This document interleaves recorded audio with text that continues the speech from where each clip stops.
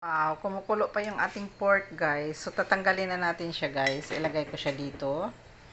Pero I think ilagay na lang natin siya doon sa, sana hindi ka mahulog, ah. Ayan, ilagay natin siya doon sa, lala, ang init pa naman ng oil. There you go. So, kukunin natin yung ating, ito, mayroon akong dito. Dito natin siya ilagay. Ng ating pork.